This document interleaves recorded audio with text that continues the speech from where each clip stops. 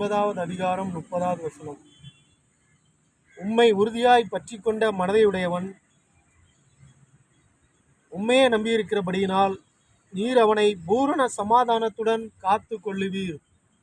ஏசாயா 29ஆம் அதிகாரம் 30வது வசனம். இந்த வசனத்தை வாசிக்கின்ற பொழுது இயேசு கிறிஸ்துவின் காலத்திலே மத்தேயு எழுதின சுவிசேஷம் 15வது அதிகாரம் 1 முதல் 8 வசனங்களில் ஒரு சம்பவம் அழகாக குறிப்பிடப்பட்டுள்ளது. அந்த வசனங்களை தியானிக்கின்ற பொழுது மிகவும் ஆச்சரியமாக இருந்தது. கானானிய ஸ்திரீயோடு இயேசு கிறிஸ்துவனுடைய உரையாடல். இயேசுவானவர் கானானிய ஸ்திரீ குடியிருந்த அந்த பகுதிக்கு அவர் சென்றிருந்தார். அப்பொழுது ஒரு கானானிய ஸ்திரீ, ஆண்டவரே, தாவீதின் குமாரனே, என் மகள் பிசாசினால் கொடிய வேதனைப்படுகிறாள் என்று சொல்லி அவரை கூப்பிட்டாள்.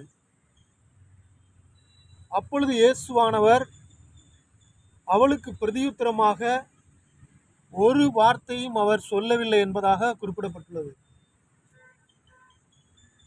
அவளுக்கு பிரதியுத்தரமாக அவர் ஒரு வார்த்தையும் அவர் பேசவில்லை, அமைதியாக சென்று விட்டார்.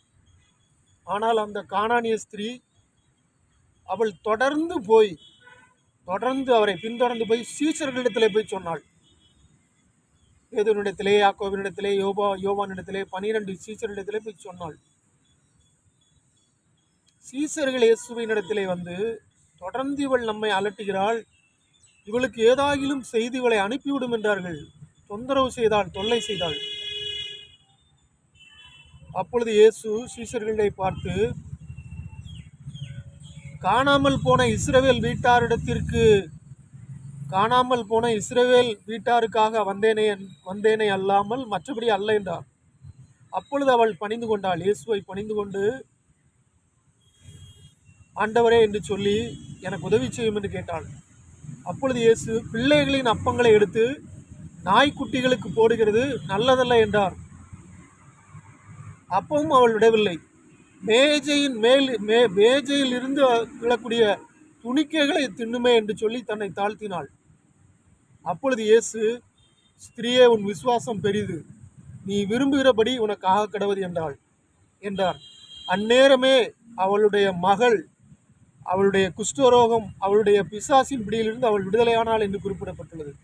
இந்த இடத்திலே அவள் உறுதியாய் பற்றி கொண்டாள், அற்புதத்தை பெற்றுக்கொண்டாள்.